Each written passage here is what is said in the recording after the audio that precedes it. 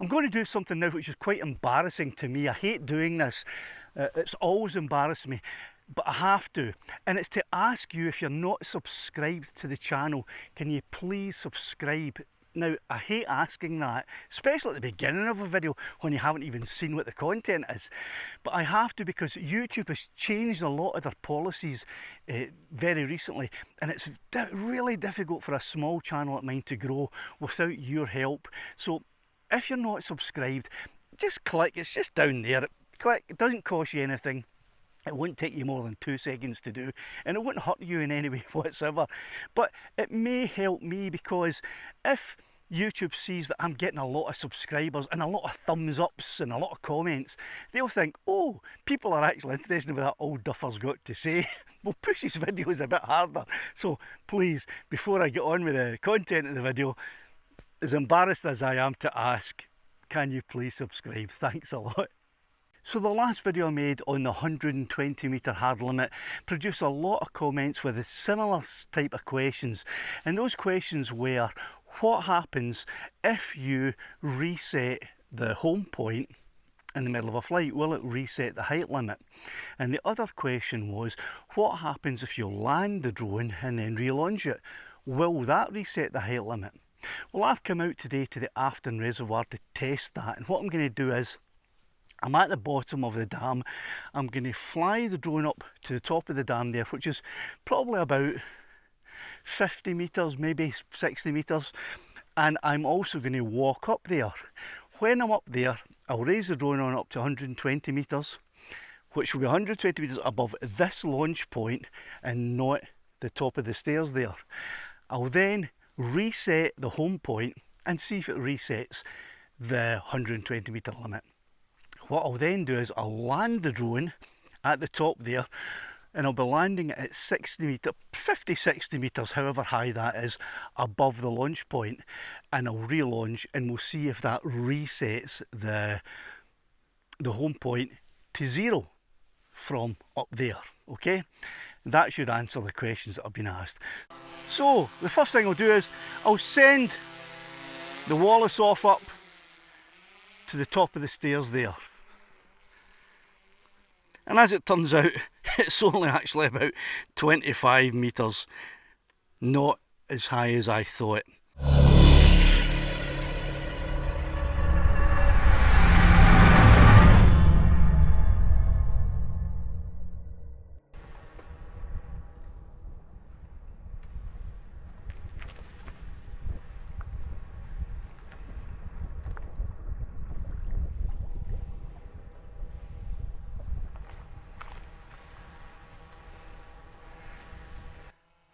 Okay, so it's not resetting the home point, it's updating the home point. So if I update my home point and do it just here where it is,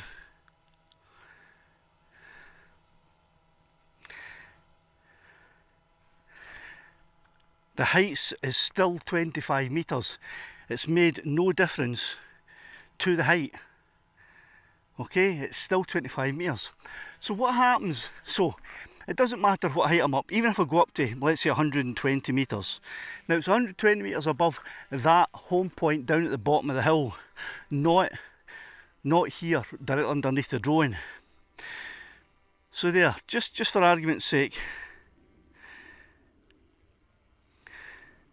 there he is up at 120 metres above that point right there, which is the launch point. So if I update that home point,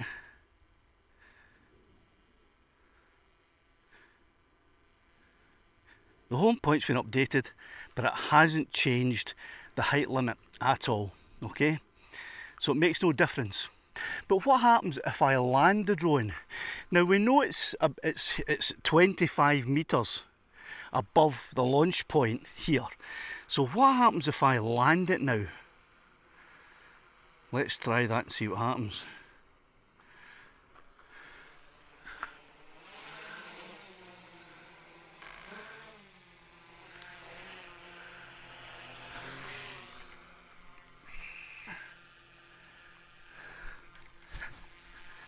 Just reposition the camera so you get to see it properly. Okay, so I'm going to land.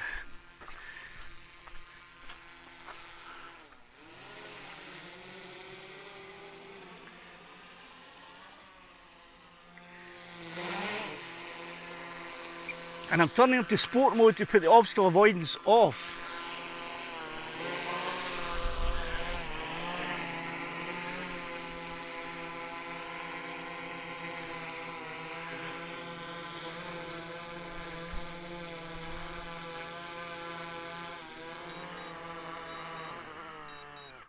So there, he's landed. The height has reset. The height has reset to 0 now that he's landed. And if I launch him,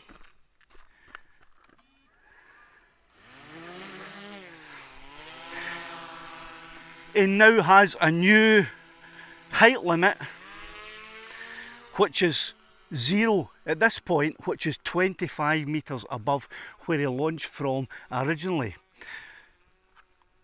So there you go. So that should answer everyone's questions about the two things.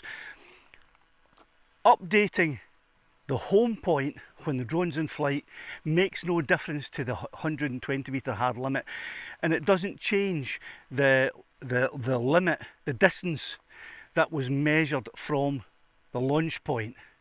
But if you land the drone wherever you land at 26 metres up, 120 metres up if you're up a hill, landing it will reset that launch, that height to 0, allowing you to continue on up another 120 metres. Okay, so I hope that answers everyone's questions about that.